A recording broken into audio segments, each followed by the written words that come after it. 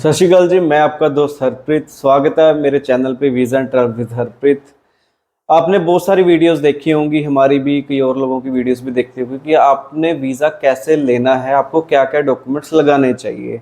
But आज हम बात करेंगे कि हमें क्या क्या चीज़ें अवॉइड करनी है, क्या क्या चीज़ों का ध्यान रखना है कि ये चीज़ें हमारी प्रोफाइल में ना हो, सो दैट उसकी वजह से हमारी रिफ्यूज़ल ना आ जाए। तो मैंने काफ़ी रिसर्च की है, थोड़े से जो भी हमारे पास एक्सपीरियंस रहते हैं उस हिसाब से मैंने ये सारी चीज़ें आपके सामने मैं लेके आया हूँ। ऐसी 5 चीज़ें हम आज बात करेंगे कि क्या क्या चीज़ें हमने ध्यान रखनी है, वो चीज़ें, वो गलतियाँ हमारे से ना हो। क्योंकि एक्सपीरियंस होता है कि किसी की रिफ्यूज़ल आती है, हमें रीड करते हैं जब किसी की रिफ्यूज़ल, तो हमें पता चलता है कि यार ये गलती करी थी क्लाइंट ने, या ये किसी बंदे ने ये वाली गलती अपनी प्रोफाइल में करी है, तभी इसकी वजह से उनका रिफ्यूज़ल आया था। कई बार क्या होता है कि फंड्स बहुत सारे होते हैं क्लाइंट के पास, बहुत ज़्यादा फंड रखे होते हैं अकाउंट में, बट वो प्रॉपर मेंटेन नहीं होते। फंड्स तो होते अकाउंट में, मान लो 20-30 लाख पड़ा अकाउंट में, बट वो मेंटेन नहीं होता। बट वो मेंटेन करके ही रखने होते हैं अकाउंट में। ऐसे नहीं है कि कल हमने वीज़ा अप्लाई करना है, 4-5 दिन पहले हमने वीज़ा अकाउंट में फ़ंड डाल दिए। तो ये सारी चीज़ें हम आज डिस्कस करेंगे। ये सारी चीज़ें हमें सीखने को मिलती हैं हमारी डेली एक्टिविटीज़ में। हम जो भी रिफ्यूज़ल्स रीड करते हैं उसमें से भी काफ़ी चीज़ें हमें देखने को मिलती हैं। सबसे पहले जैसे मैंने आपको बताया कि जो ट्रांजैक्शन है वो एकदम से अकाउंट में पैसे डाल लेते हैं। सपोज़ आपने किसी कंट्री का वीज़ा करना है, शेंगन वीज़ा है, UK visa, Japan visa, US visa, या हम कनाडा वीज़ा की बात कर लेते हैं। ये चलो, ऐसा भी नहीं है कि किसी का लक होता है तो ये चीज़ें ज़्यादा गौर नहीं की जाती इन चीज़ों की। किसी का लक हो सकता है कि एम्बेसी या एम्बेसडर जो भी वीज़ा ऑफिसर है वो चीज़ें ना देखता हो। ये सारी चीज़ें वो लक पे डिपेंड करता है। बट यूजुअली जो हमने रिफ्यूज़ल्स देखी हैं, कॉमन रीजंस यही रहते हैं, वो हम बात कर रहे हैं। फंड्स की हम बात करते हैं। जैसे कोई फंड्स बोलते हैं कि अकाउंट में हमने फंड्स रखने हैं, अकाउंट में ट्रांजैक्शन वो कर लेते हैं, बट मान लो कि 10 दिन बाद हमारी अपॉइंटमेंट है, अकाउंट में पैसे नहीं पड़े, वो 10 दिन पहले हमने अकाउंट में सीधी ट्रांजैक्शन डाल दी, एक मतलब लम सम अमाउंट डाल दी, मान लो 5 लाख रुपए हमने सीधे डाल दिए, या करंट अकाउंट से ले लिए, या किसी से उधार ले लिए, या पेरेंट्स से ले लिए, या किसी फ्रेंड से ले लिए। तो ये चीज़ आपको अवॉइड करनी है कि मौके पे आपको वो चीज़ें अकाउंट में ऐसे ट्रांजैक्शन नहीं करनी है कि मान लो हमारी फ़ाइल लगने वाली है और एक बड़ी एंट्री हम अपने अकाउंट में डाल रहे हैं, तो ये सस्पिशियस हो जाता है कि यार ये पैसा आया कहाँ से। और एम्बेसी को पता ही होता है कि ये पैसा इसीलिए अकाउंट में डलवाया गया है, फंड शो करने के लिए, कि ये जो बंदा है वो फंड बाहर जाना चाहता है, ये इसने एम्बेसी में दिखाने के लिए, वीज़ा लेने के लिए ही फंड अपने अकाउंट में डाले हैं। ये इसकी कोई रेगुलर इनकम नहीं है, और ये इसकी कोई अपना, हो सकता है इसके फंड्स ना हो भी इसके अपने फंड्स, किसी क्लाइंट के वो अपने पैसा भी हो किसी और अकाउंट से या करंट अकाउंट से लिया हो, फिर भी आपने उस चीज़ को अवॉइड करना है। ये आपने ध्यान रखना है इस चीज़ के बारे में। तो लार्ज ट्रांजैक्शन का मैं अपनी रिसेंटली आपको एक्सपीरियंस बताता हूँ। किसी किसी मेरे फ्रेंड ने यूके ट्रैवल किया था। यूके ट्रैवल किया, दोबारा से यूके का उन्होंने वीज़ा अप्लाई किया। उन्होंने करंट अकाउंट में से अपने सेविंग अकाउंट में 5 लाख की ट्रांजैक्शन करी थी, उसके बिहाफ पे उनका वीज़ा जो रिफ्यूज़ हो गया दोबारा। पहले ऑलरेडी ट्रैवल थे यूके, उसके बाद उन्होंने 5-6 महीने बाद दोबारा अप्लाई किया अभी रिसेंटली, तो वो मेरे को बता रहे थे कि ये उन्होंने रिफ्यूज़ल लिख के दिया कि आपके जो पैसा आया हुआ है इस ट्रांजैक्शन में वो हमें सही नहीं लग रहा, और उन्होंने स्पेशली साथ में लिखा आपकी इंटेंशन सही नहीं लग रही, आप वापस नहीं आओगे। हालांकि उनका कनाडा का वीज़ा आ गया उसके बाद। तो मैं वही बता रहा था कि ज़रूरी नहीं है कि अगर उस चीज़ के वजह से किसी कंट्री की रिफ्यूज़ल है या दोबारा आपका वीज़ा नहीं आ सकता, वो कई बार वो चीज़ें इग्नोर भी हो जाती हैं। उसके बाद हम बात करते हैं आईटीआर प्लस कंप्यूटेशन। क्या होता है कि आईटीआर में हम क्या लिखा होता है, आईटीआर में लिखा होता है कई बार आईटीआर 4। आप चेक करोगे, आईटीआर ओपन करोगे, आईटीआर के राइट साइड में लिखा होता है आईटीआर 1 या फिर आईटीआर 4 या आईटीआर 3। वो कॉमनली यही रहते हैं, 1, 3 और 4। कईयों की आईटीआर 2 भी होती है।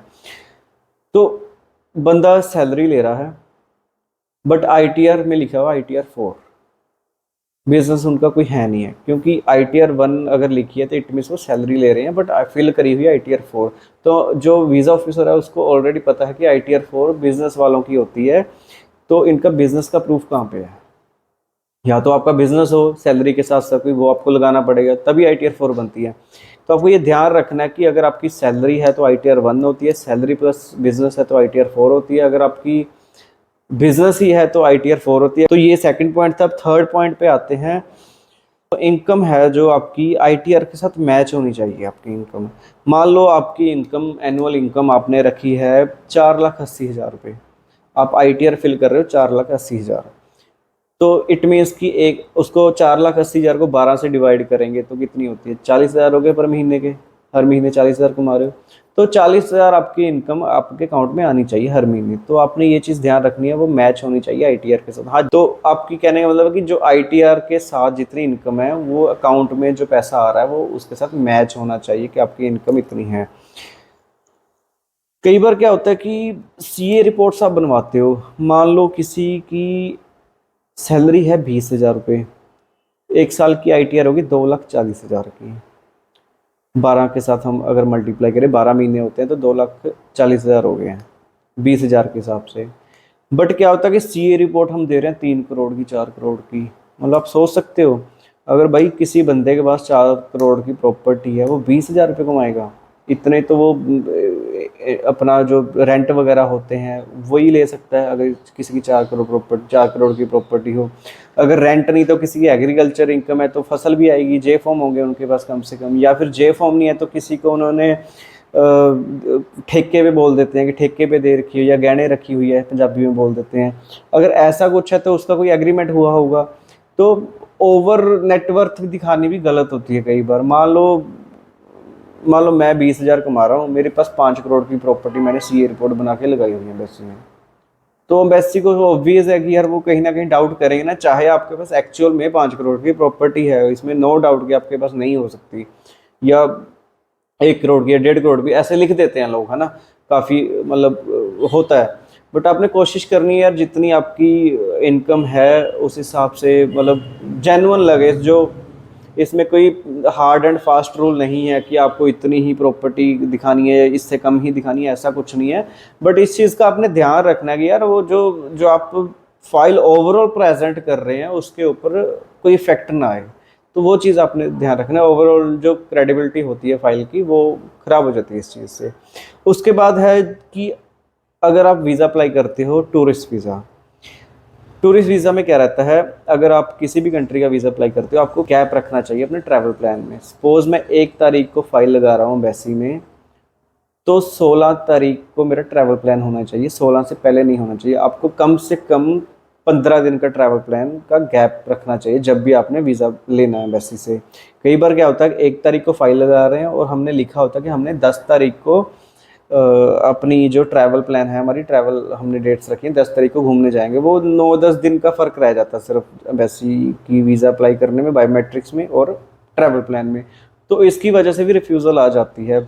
कुछ कंट्रीज़ का 1 महीना रहता है या कुछ कंट्रीज़ का यूजुअली 15 दिन ही रहता है। तो आपको ध्यान रखना है कि 15 दिन का कम से कम अपने ट्रैवल प्लान में गैप डाल के रखें, सो दैट अगर वीज़ा डिले भी होता है आपको कोई प्रॉब्लम ना आए। तो कोशिश करनी है आपको कि थोड़ा सा जल्दी अप्लाई कर लें, या फिर अगर आप लेट कर रहे हो तो अपना ट्रैवल प्लान भी उस हिसाब से आप लेट कर सकते हो। तो ये 5 चीज़ों का आपने ध्यान रखना है। बाकी आगे जैसा भी हमारा एक्सपीरियंस रहता है, कोई भी ऐसी कोई अपडेट आती रहती है आपके साथ हम शेयर करते रहेंगे। और धन्यवाद, आप जुड़े रहिए चैनल के साथ, आप बहुत प्यार दे रहे हो चैनल को। आप लोगों के साथ शेयर ज़रूर करें, किसी को नॉलेज मिल सके, इसमें कोई कुछ सीख सके, तो यही कोशिश रहती है। धन्यवाद।